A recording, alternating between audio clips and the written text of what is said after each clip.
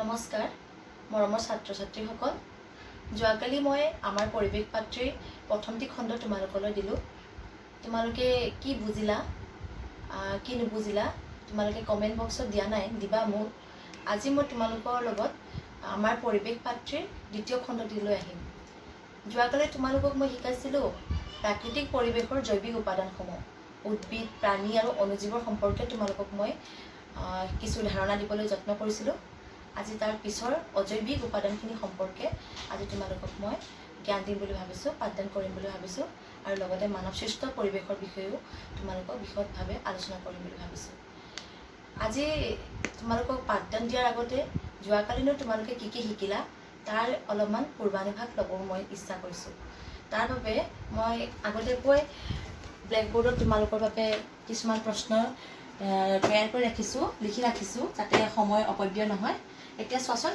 এই প্ৰশ্নসমূহ তলৰ প্ৰশ্নসমূহৰ উত্তৰ লিখা এবাৰ মই পঢ়ি দিম তোমালোকে এই প্ৰশ্নসমূহৰ উত্তৰ লিখি মোক কমেণ্ট বক্সত জনাবা আৰু ধুনীয়াকৈ কমেণ্ট বক্সত লিখি লিখি দিবা এতিয়া চোৱা 1 নম্বৰ প্ৰশ্ন পৰিৱেশ বুলিলে কি বুজা তোমালোকক মই যোৱাকালি বুজাইছিলোঁ পৰিৱেশ মানে কি ভালদৰে বুজাইছিলোঁ যি বুজিলা তাক তোমালোকে লিখি দিবা পৰিৱেশ কেই প্ৰকাৰ আৰু কি কি প্ৰাকৃতিক পৰিৱেশ কেই প্ৰকাৰৰ আৰু কি কি পৰিৱেশৰ জৈৱিক উপাদানসমূহ কি কি কোনবিধ যন্ত্ৰৰ সহায়ত অনুজীৱসমূহ দেখা পোৱা যায় মৰুভূমি আৰু মেৰু অঞ্চলত দেখা পোৱা দুবিধ প্ৰাণীৰ নাম লিখা উদ্ভিদ কেই প্ৰকাৰৰ আৰু কি কি এই প্ৰশ্নসমূহ তোমালোকে মোক কমেণ্ট বক্সত দিবা যদিহে স্কুলত থাকিলোঁ হয় তোমালোকক মই সুধিলোঁ হয় আজি পাঠটোৰ আৰম্ভণিৰ আগতে মই তোমালোকক এই প্ৰশ্নসমূহৰ উত্তৰ বিচাৰিলোঁ হয় কিন্তু এতিয়া যিহেতু মই স্কুলত নাই তাৰ বাবে তোমালোকে এই প্ৰশ্নসমূহৰ উত্তৰ লিখি দিবলৈ নাপাহৰিবা নহয় কমেণ্ট বক্সত দিবা নহয় হোৱাটছআপ গ্ৰুপত শ্বেয়াৰ কৰি দিবা এতিয়া যোৱাকালি তোমালোকে কেনেকুৱা পালা পাঠটোৰ বিষয়ে মই নাজানো তথাপি দ্বিতীয়টো পাঠ তোমালোকক মই যিমান পাৰোঁ ভালদৰে দিবলৈ যত্ন কৰিছোঁ আমি আজি পঢ়িম অজৈৱিক উপাদান অজৈৱিক উপাদানসমূহ কি তোমালোকে কিতাপ ওলাই লোৱা পাঠটো ওলাই চাই যাবা অজৈৱিক উপাদানসমূহ হৈছে বায়ু মাটি পানী আৰু সূৰ্যৰ পোহৰ হৈছে অজৈৱিক উপাদান আমি আজি এই অজৈৱিক উপাদানসমূহৰ বিষয়ে বহলভাৱে আলোচনা কৰিম প্ৰথমে অজৈৱিক উপাদানৰ পানীৰ বিষয়ে আমি সম্যক জ্ঞান ল'বলৈ চেষ্টা কৰিম এইখিনি মই মুছি লওঁ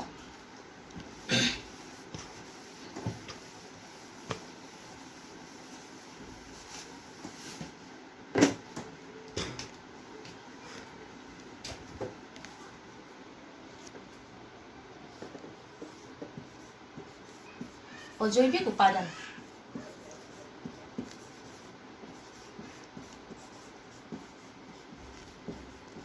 অজৈৱিক উপাদানসমূহ হৈছে প্ৰধানতঃ বায়ু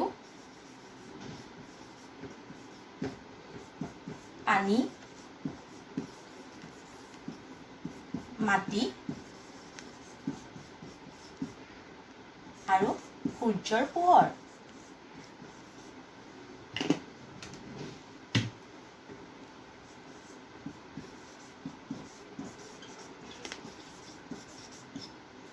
এতিয়া আমি এই পইণ্টকেইটাৰ বায়ু পানী মাটি আৰু সূৰ্যৰ পোহৰ সম্পৰ্কে তোমালোকক কিছু ধাৰণা দিবলৈ মই যত্ন কৰিম এতিয়া আমাৰ প্ৰাকৃতিক পৰিৱেশৰ প্ৰথম আহোঁ পানীলৈ আহোঁ এইখিনি লিখি ল'বা পানী যোৱাকালি মই তোমালোকক কৈছিলোঁ যে সৌৰজগতৰ যিমানখিনি গ্ৰহ আছে তাৰ ভিতৰত পৃথিৱীতেই আমাৰ প্ৰাণী বসতিৰ কাৰণে উপযুক্ত সেয়েহে তোমালোকে পৃথিৱীখনতনো আমি উপযুক্ত হোৱাকৈ পানী আৰু মাটি কিমান আছে তোমালোকে জানানে পৃথিৱীখন দুটা ভাগত বিভক্ত পৃথিৱীৰ সম্পৰ্কে এইটো কথা মনত ৰাখিবা যে পৃথিৱীখন দুটা ভাগত বিভক্ত তাৰে প্ৰথমটো হৈছে সেই ভাগ দুটা হৈছে পৃথিৱীৰ ভাগ দুটা হৈছে পানী আৰু মাটি এই অংশ দুটাৰ ভিতৰত তোমালোকে এটা কথা জানানে নাজানা মাটি বেছি নে পানী বেছি কোনোবাই জানানে নাজানা মোক জনাবা কমেণ্ট বক্সত জনাবা যদিহে গম পোৱা আচলতে আমাৰ পৃথিৱীত পানীৰ অংশ বেছি আৰু মাটিৰ অংশ কম। আচলতে পৃথিৱীত পানীৰ পৰিমাণ কিমান জানা? 71 71% পানী আছে আৰু মাটি আছে 29%। তেনেহ'লে কোৱাচোন পানী বেছি নে মাটি বেছি? পানী বেছি হয়নে? আমি 29% মাটিতহে আমি প্ৰাণীবোৰ উদ্ভিদবোৰ বসবাস কৰি আছোঁ। এতিয়া আমি পানীৰ উৎসলৈ আহোঁ।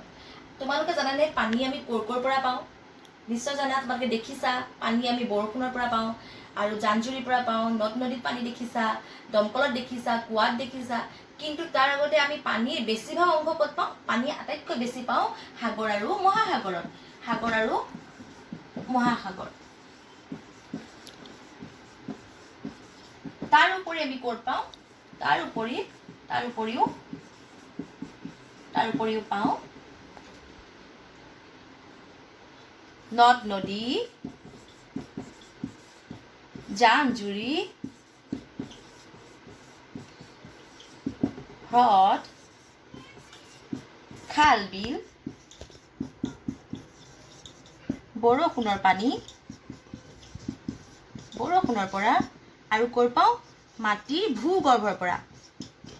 মাটিৰ ভূগৰ্ভৰ পৰা পাওঁ। এতিয়া এইখিনি হৈছে তোমালোকৰ পানী পোৱাৰ উৎস। উৎস মানে হৈছে চ'ৰ্চ। চ'ৰ্চ মানে হৈছে ক'ৰ পৰা পোৱা যায়, ক'ত আমি পানী দেখা পাওঁ, ক'ৰ পৰা আহে পানী। এইখিনি হৈছে উৎস। এইখিনি তোমালোকে মনত ৰাখিবা আৰু নিজৰ বহীত নোট ডাউন কৰি ৰাখিবা। তাৰ পিছত আমি পঢ়িম কি পঢ়িম জানানে? উৎস হৈ গ'ল। এতিয়া আমি পঢ়িম প্ৰাকৃতিক পৰিৱেশৰ ওপৰত পানীৰ প্ৰভাৱ। কেনেকেনো আমাক প্ৰাকৃতিক পৰিৱেশৰ ওপৰত পানীয়ে প্ৰভাৱ পেলাইছে আমি তাক পঢ়িম দেই। প্ৰাকৃতিক পৰিৱেশৰ ওপৰত পানীৰ প্ৰভাৱ।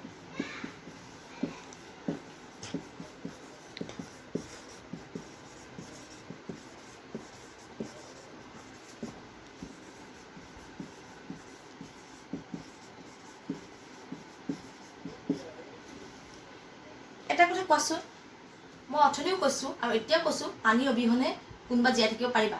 তোমালোকে দিনটোত কিমান পানী নোখোৱাকৈ জীয়াই থাকিব পাৰিবা? কিমান সময় পানী নোখোৱাকৈ জীয়াই থাকিব পাৰিবা? আমি নোৱাৰোঁ হয়নে?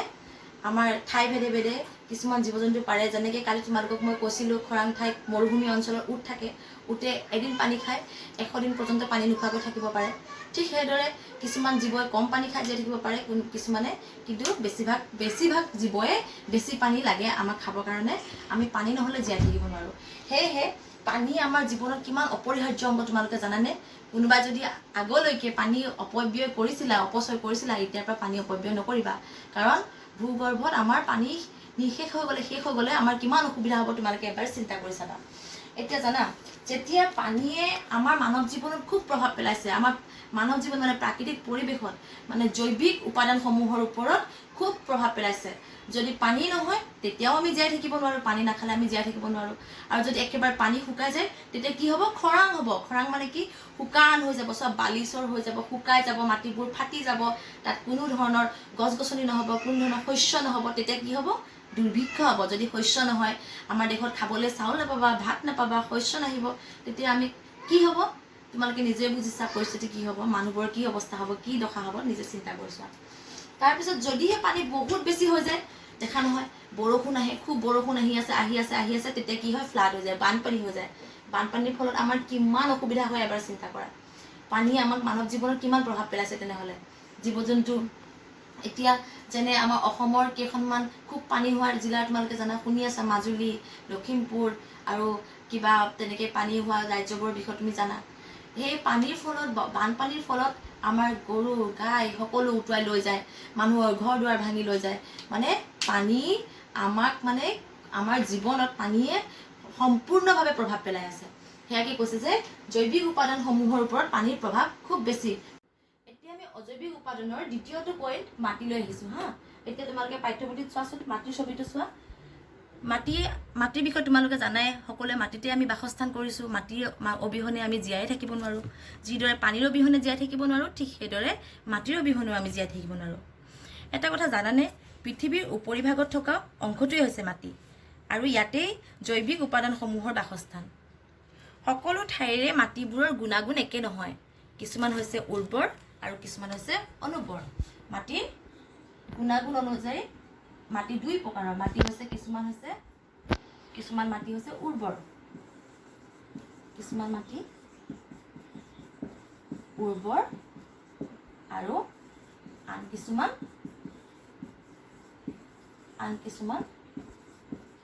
অনুৰ্বৰ। উৰ্বৰ মানে জানেনে? উৰ্বৰ মানে হৈছে খাৰুৱা মাটি। যিখিনি মাটিৰ বেছি সাৰ থাকে আৰু সেই মাটিখিনিকে কয় খাৰুৱা মাটি। আৰু সেই খাৰুৱা মাটিতে উদ্ভিদ শস্য বেছিকৈ হয়। আৰু অনুৰ্বৰ মাটিবোৰ হৈছে য'ত নেকি সাৰ নাথাকে, সেই মাটিত শস্য উৎপাদন কম হয়, উদ্ভিদ নহয়, এনেকুৱা মাটি আমাৰ শস্যৰ বাবে, আমাৰ খেতিৰ বাবে উপযোগী নহয় অনুৰ্বৰ মাটি। কিন্তু আমাক শস্যৰ উৎপাদনৰ কাৰণে আমাৰ প্ৰয়োজন হয় উৰ্বৰ মাটি।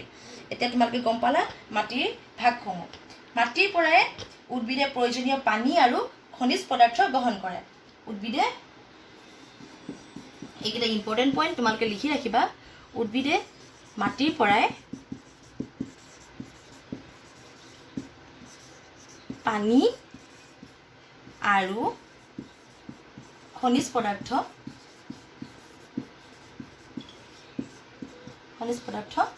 গ্ৰহণ কৰে। আৰু সেই মাটিতে আমি বাসস্থান কৰি আছোঁ। এই মাটিৰ অবিহনে আমি জীয়াই থাকিব নোৱাৰোঁ। ইও হৈছে অজৈৱিক উপাদানসমূহৰ ভিতৰত এটা উপযুক্ত আৰু গুৰুত্বপূৰ্ণ এক ভাগ। আৰু ই আমাৰ জৈৱিক উপাদানসমূহত মানে সম্পূৰ্ণ পৰোক্ষভাৱে আমাক প্ৰভাৱ পেলাই আহিছে। এতিয়া আমি মাটিৰ পিছত আহিম বায়ুলৈ। বায়ু, কিতাপখন ওলাই লোৱা। বায়ুৰ সম্পৰ্কে তোমালোকে মেলি চাই লোৱা। মোৰ পাঠ্যপুথি ঘৰত নাই, মই তোমালোকক এটা লিংক লৈ এখন কম্পিউটাৰৰ পৰা ওলাই লৈছোঁ, মই লোকৰ পৰা বিচাৰি উলিয়াই লৈছোঁ। তাৰপিছত এতিয়া তোমালোকে ওলালে বায়ুৰ বিষয়ে ওলাই লৈছা। তোমালোকে এতিয়া বায়ুৰ বিষয়টো জানাই। আমাৰ চাৰিওফালে আমাৰ সম্পূৰ্ণ বায়ু, আমাৰ গোটেই চাৰিওফালে বায়ু আছে। তোমালোকে বায়ু চকুৰে দেখি নোপোৱা, কিন্তু বায়ু অনুভৱ কৰিব পাৰা। কেতিয়াবা তোমাৰ হাতখন এনেকৈ কৰি চাবাচোন। এনেকৈ কৰিলে এটা বতাহৰ তোমালোকৰ গাত লাগিব, অনুভৱ হ'ব। সেই বতাহটোৱে হৈছে বায়ু। আৰু বিচনীখন যে মাৰোঁ, বিচনীখন মাৰিলে যে আমাৰ গাত হাৱা লাগে, বতাহ লাগে, ফেনখন যে ঘূৰিলে যে আমাৰ ঠাণ্ডা অনুভৱ হয়, সেয়াই হৈছে বায়ু। বায়ু নহ'লে আমি জীয়াই থাকিব নোৱাৰোঁ। এতিয়া দেখিছা নাই, কৰোণা হোৱাৰ পিছৰ পৰা মানুহবোৰ অক্সিজেনৰ অভাৱত কেনেকৈ মৃত্যুমুখত গৈছে।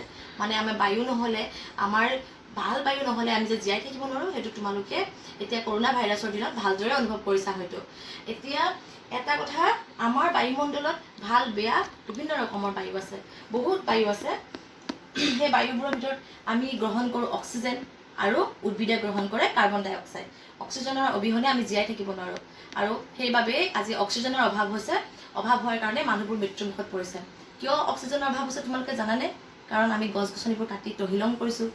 গছেহে আমাক অক্সিজেন দিব, কিন্তু আমি তাৰ গছৰ মূল্য বুজি পোৱা নাই। সেয়েহে তোমালোকে গছ ৰোপণ কৰিবা দেই, পাহৰি নাযাবা। গছ খুব ৰুবা। আৰু এতিয়া গছৰ অবিহনে আমাৰ প্ৰাণী জীয়াই থকাটো অসম্ভৱ হৈ পৰিছে, উদ্ভিদৰ অবিহনে। কাৰণ বায়ুৱে নাথাকিব। বায়ু নহ'লে এতিয়া মাস্ক পিন্ধি অক্সিজেন মাস্ক লৈ পিঠিত চিলিণ্ডাৰ লৈ আমি দুদিনৰ পিছত স্কুল যাবলৈ বাধ্য হৈ যাব লাগিব, যদিহে আমাৰ এনেকুৱা পৰিস্থিতি আগলৈও হৈ থাকে। সেইটো কথা সদায় মনত ৰাখিবা। এতিয়া বায়ুত থকা প্ৰধানতঃ কিছুমান গেছৰ নাম তোমালোকে লিখি লোৱা। অক্সিজেন,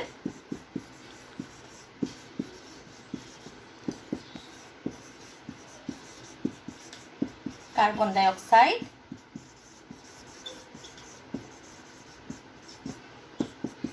নাইট্ৰজেন,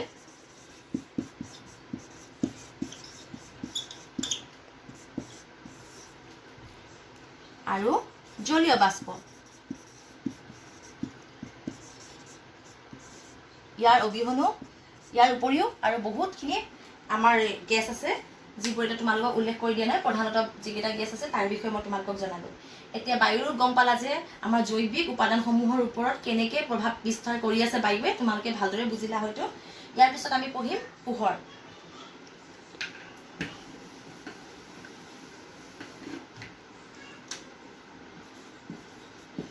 পোহৰ, কোৱাচোন পোহৰ তোমালোকে ক'ৰ পৰা পোৱা? প্ৰধানতঃ পোহৰ ক'ৰ পৰা পাওঁ আমি? বিশেষকৈ মই লাইটৰ পোহৰৰ কথা কোৱা নাই দেই, ঘৰত জ্বলাই থোৱা লাইটৰ পোহৰৰ কথা কোৱা নাই। আমি প্ৰধানতঃ পোহৰ পাওঁ সূৰ্যৰ পৰা।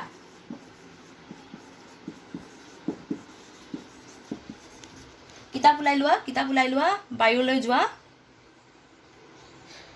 পোহৰলৈ যোৱা।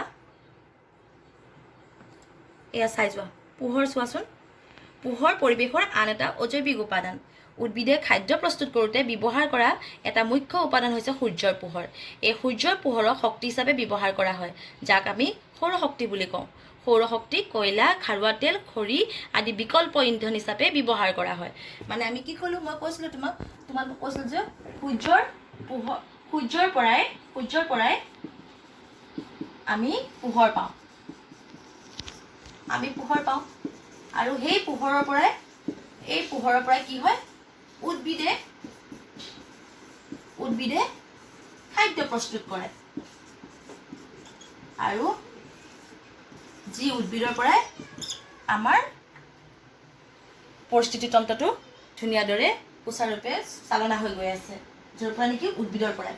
সেইকাৰণে আমি এতিয়া সূৰ্যৰ পোহৰ আমাৰ জীৱনত কিমান প্ৰয়োজন তোমালোকে গম পাইছা। সূৰ্যক আমি কি বুলি কওঁ? সূৰ্য হৈছে শক্তিৰ উৎস। সূৰ্য হৈছে শক্তি। সূৰ্য হৈছে শক্তি। আৰু এই শক্তি তোমালোকে আমি সূৰ্যৰ পৰা কি শক্তি পাওঁ তোমালোকে জানানে? কি শক্তি পাওঁ? সৌৰ শক্তি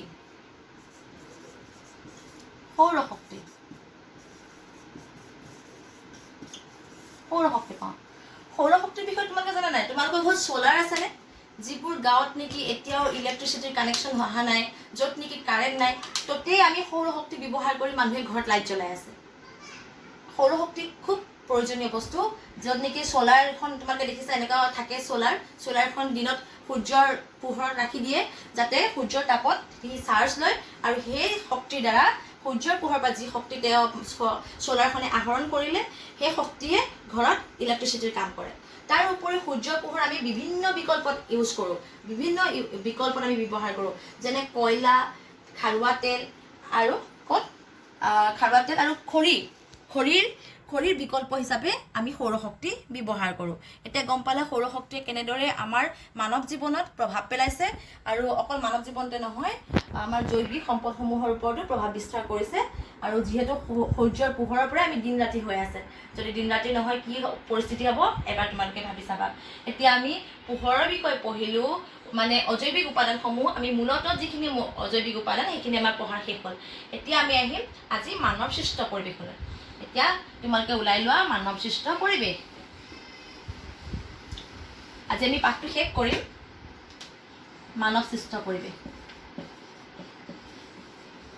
পৰিৱেশৰ আন এটা ভাগ আছিলে, হয়নে? কালি আমি পঢ়িলোঁ প্ৰাকৃতিক পৰিৱেশ, আজি পঢ়িম মানৱ সৃষ্ট পৰিৱেশ। এতিয়া তোমালোকে বুজিলা বায়ু, পানী, মাটি আৰু চৰাই চিৰিকটি, প্ৰাণী, উদ্ভিদ আদিৰে প্ৰাকৃতিক পৰিৱেশ সৃষ্টি হয়। আৰু সেই প্ৰাকৃতিক পৰিৱেশৰ ওপৰত নিৰ্ভৰ কৰিয়ে মানুহে এটা সুকীয়া পৰিৱেশ সৃষ্টি কৰি লৈছে। সেই পৰিৱেশকে কোৱা হয় মানৱ সৃষ্ট পৰিৱেশ। মানুহে কি কৰিছে? মানুহে অতীজৰে পৰা, যেতিয়া মানুহৰ অলপ সৃজনী শক্তি বৃদ্ধি হ'ল, তেতিয়াৰ পৰাই মানুহে চিন্তা কৰি পৰিৱেশত থকা উপাদানসমূহ লৈ নিজৰ প্ৰয়োজনসমূহ পূৰাই আহিছে, নিজৰ উপযোগীকৈ কিছুমান পৰিৱেশ সৃষ্টি কৰি আহিছে। যেতিয়া আদিম যুগ আছিলে, তেতিয়া মানুহে প্ৰথমে শিলৰ পৰা জুই জ্বলাবলৈ শিকিছিলে, হয়নে? তেনেকৈ এটা সভ্যতাৰ সৃষ্টি হৈছিলে। ঠিক সেইদৰে নিজৰ সংস্কৃতি সকলো তৰোৱাল বনাবলৈ শিকিলে, জাঠি জোং বনাবলৈ শিকিলে। তেওঁলোকে নতুন সৃজনী শক্তি বৃদ্ধি হৈ আহি আছে, আৰু পৰিৱেশৰ পৰা উপাদানসমূহ লৈ লৈ নিজৰ প্ৰয়োজনসমূহ পূৰাই আহি আছে। এতিয়া তোমালোকে দেখিছা মানুহে কি কৰিছে? নিজে গছ গছনি কাটি নিজৰ পৰিৱেশ সৃষ্টি কৰিবৰ কাৰণে ঘৰ আচবাব নিজে তৈয়াৰ কৰি লৈছে। ধুনীয়া ডাঙৰ RCC ঘৰ বনাইছে, গাড়ী মটৰ কিনিছে, আৰু আচবাব, বিচনা, টেবুল, চকী, এইবোৰ চব ক'ৰ পৰা পাইছে? এইবোৰ প্ৰকৃতিৰ পৰা পাইছে। ক'ৰ পৰা পাইছে? যিবোৰ প্ৰাকৃতিক সম্পদ, তাৰ পৰা লৈ আমাৰ মানুহবোৰে নিজৰ এটা পৰিৱেশ ধুনীয়াকৈ নিজে সুচাৰুৰূপে জীৱন যাপন কৰিব পৰাকৈ সুচাৰু ৰূপত পৰিৱেশ এটা সৃষ্টি কৰি লৈছে। আৰু তেওঁলোকে মানুহবোৰে যিবোৰ মানে নিজৰ প্ৰয়োজন পূৰাবৰ কাৰণে যিখিনি প্ৰয়োজনীয় সামগ্ৰী তৈয়াৰ কৰি লৈছে, তাৰে কিছুমান ডাঙৰ কীৰ্তিচিহ্ন হিচাপেও আমি চিনাক্ত কৰি লৈছোঁ। এতিয়া সেই কীৰ্তিচিহ্নসমূহৰ বিষয়ে আমি আজি তোমালোকৰ পাঠলৈ আহা তোমালোকে বুজিবা।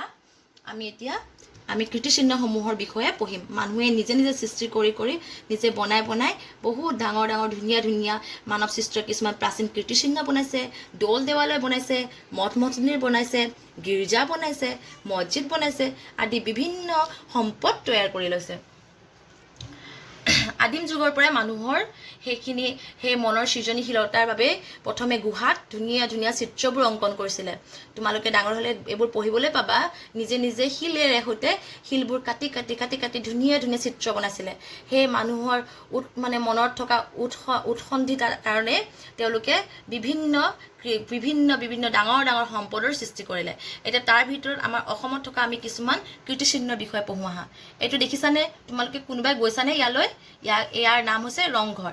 এই ৰংঘৰ ক'ত আছে জানা? শিৱসাগৰত আছে। তোমালোকে দেখা পাইছানে নাই পোৱা জানো? আৰু যদিও যোৱা নাই কেতিয়াবা যাবা। আৰু ডাঙৰ হ'লে যেতিয়া জ্ঞান মানে যাত্ৰা থাকে নহয়, শিক্ষামূলক ভ্ৰমণবোৰত ছাৰ বাইদেউবোৰক ক'বা যে এনেকুৱা আমাক লৈ যাওঁ, ৰংঘৰ কাৰেংঘৰ ফুৰাবলৈ লৈ যাবলৈ ক'বা। এয়া শিৱসাগৰত আছে, খুব ধুনীয়া।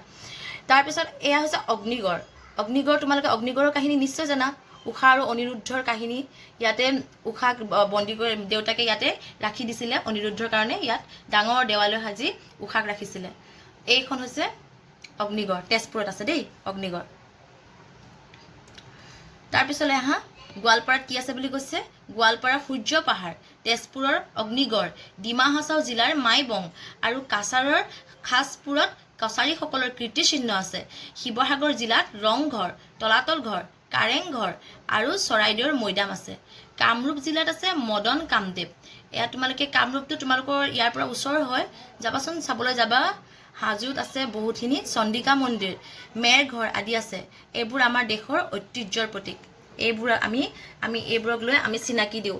বাহিৰত আমাৰ এইবোৰ চাবলৈ, আমাৰ প্ৰাচীন কীৰ্তিচিহ্নবোৰ চাবলৈ দূৰ দূৰণিৰ পৰা মানুহবোৰ আহে। তোমালোকে দেখিছা, কেতিয়াবা কামাখ্যা গ'লেও দেখা পাবা। কিমান আমাৰ বাহিৰৰ ৰাজ্যৰ পৰা মানুহবোৰ আহি আমাৰ এই কীৰ্তিচিহ্নবোৰ চাবলৈ আহে। আগৰ ৰজা মহাৰজাৰ দিনৰ এই কীৰ্তিচিহ্নবোৰ। এয়া হৈছে চোৱা, এইটো ছবি চোৱা, ইয়াত ভালকৈ স্পষ্টকৈ দেখা পোৱা নাযাব কিতাপত। এইটো হৈছে মাইবঙৰ শিল মন্দিৰ আৰু এইটো হৈছে খাছপুৰৰ স্মৃতিসৌধ আৰু এয়া হৈছে কাৰেংঘৰ। তোমালোকক এটা কাম দিছে চোৱাচোন কিতাপত, পুৰণি কীৰ্তিচিহ্নৰ বিভিন্ন ছবিসমূহ সংগ্ৰহ কৰি এলবাম নাইবা প্ৰাচীৰ পত্ৰিকা প্ৰস্তুত কৰা। এইখিনি কৰিবলৈ যত্ন কৰিবা। নিজে কেতিয়াবা ক'ৰবাৰ পৰা বিচাৰি পালে এই ছবিবোৰ, আগৰ কিছুমান পোষ্টাৰ চোষ্টাৰ বা ক'ৰবাৰ কেলেণ্ডাৰ পুৰণা কেলেণ্ডাৰবোৰত থাকিব পাৰে নহয়, এইবোৰ কাটি কাটি ধুনীয়াকৈ এটা এলবাম বনাবা। এয়া হৈছে উমানন্দ। ইয়াৰ বিষয়টো তোমালোকে হয়তো চবেই জানাই যে ই পৃথিৱীৰ আটাইতকৈ ক্ষুদ্ৰতম নদীদ্বীপ। আৰু বৃহত্তম নদীদ্বীপটোৰ বিষয়ে তোমালোকে জানানে নাজানা বাৰু? সেইটো হৈছে মাজুলী। আৰু এই মোৰ স্কুল য'ত আছে, কামৰূপ মেট্ৰ'ৰ আণ্ডাৰত হয় মোৰ স্কুল, তেওঁলোকৰ কাৰণে এই উমানন্দ ওচৰতে আছে। তোমালোকে চাব গৈছানে নাই যোৱা নাজানো, যদি যোৱা নাই যাবলৈ যত্ন কৰিবা, একেবাৰে ওচৰত আছে। আৰু এয়া হৈছে আজান পীৰৰ দৰগাৰ। আৰু এয়া পুৱামক্কা হাজোত আছে দেই, চাব যাবা। এয়া হৈছে শিৱদৌল শিৱসাগৰত আছে। এয়া হয়গ্ৰীৱ মাধৱ মন্দিৰ, এয়া আছে হাজোত আছে। হয়গ্ৰীৱ মাধৱ মন্দিৰৰ বিষয়ে তোমালোকে পঢ়িবলৈ পাইছা চাগে, আগতে অসমীয়া মাতৃভাষাৰ পাঠ্যপুথিটো আছিলে। এয়া হৈছে ভুৱন পাহাৰৰ মন্দিৰ, এয়া মীৰ জুমলাৰ মছজিদ, টেগ বাহাদুৰ গুৰুদ্বাৰ। এতিয়া চোৱা, অসমৰ ঠায়ে ঠায়ে বিভিন্ন দৌল, দেৱালয়, সত্ৰ, মঠ মন্দিৰ, মছজিদ আদি আছে। এইবোৰ হ'ল কামৰূপৰ নৱগ্ৰহ। কামৰূপ গুৱাহাটীৰ ল'ৰা ছোৱালীবোৰে যাবা চাবলৈ। কামৰূপৰ নৱগ্ৰহ, কামাখ্যা মন্দিৰটো গোটেই পৃথিৱীতে ফেমাছ, পৃথিৱীৰ মানুহে বিখ্যাত, পৃথিৱীৰ মানুহে কামাখ্যা চাবলৈ আহে। আৰু যেতিয়াই কামাখ্যা যাওঁ তেতিয়াই আমি দূৰ দূৰণিৰ পৰা অহা মানুহবোৰক লগ পাওঁ আৰু কেতিয়াবাতো বিদেশী পৰ্যটকবোৰকো দেখা পোৱা যায়। এয়া হৈছে উমানন্দ, পুৱামক্কা, হয়গ্ৰীৱ মাধৱ মন্দিৰ আদি। শিৱসাগৰ জিলাত থকা শিৱদৌল, জয়দৌল ইত্যাদি। আৰু যোৰহাট জিলাৰ মাজুলীৰ আউনীআটী, মোৰ ঘৰ মাজুলীত, গম পাইছানে? এই মাজুলীত কেতিয়াবা যাবা। মাজুলীত আছে আউনীআটী, দক্ষিণপাট সত্ৰ আৰু কমলাবাৰী সত্ৰ। খুব ভাল লাগিব গ'লে, তোমালোকে গৈ চাবাগে, খুব ভাল লাগে। সকলো সত্ৰীয়া সংস্কৃতি তোমালোকে সেই সত্ৰসমূহত দেখিবলৈ পাবা। গ'লে তোমাৰ খুব ভাল লাগিব। তাত টোল আছে, তোমালোকৰ নিচিনা সৰু সৰু ল'ৰা ছোৱালীবোৰ তাত পঢ়ে, তাতে সংস্কৃত টোলত পঢ়ে। কিছুমান সৰু সৰু স্কুল আছে, স্কুলবোৰত যায়, তাৰ ভিতৰতে আছে, গৈ চাবাগে, খুব ভাল লাগিব। ধুবুৰীৰ টেগ বাহাদুৰ গুৰুদ্বাৰ, পাণবাৰীৰ মীৰ জুমলাৰ মছজিদ, দিখৌমুখৰ আজান পীৰৰ দৰগাৰ আৰু কাছাৰ ভুৱন পাহাৰৰ মন্দিৰ আদি আছে। এইবোৰ অমৰ ঐতিহ্যৰ প্ৰতীক, মানে আমাৰ ঐতিহ্যৰ প্ৰতীক। অলপমান মই ভালদৰে চকুৰে ধৰিব পৰা নাই, কাৰণ কিতাপ নাই যে মোৰ ইয়াত।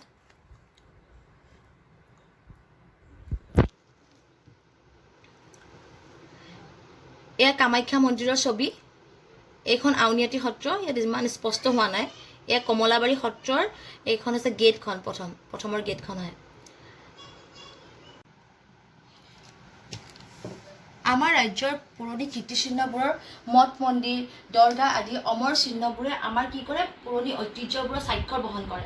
সেই সকলোবোৰ মঠ মন্দিৰ, দৰগাহবোৰ দেখিলা, কীৰ্তিচিহ্নবোৰ দেখিলা, সেইবোৰে কালৈ মনত পেলায়?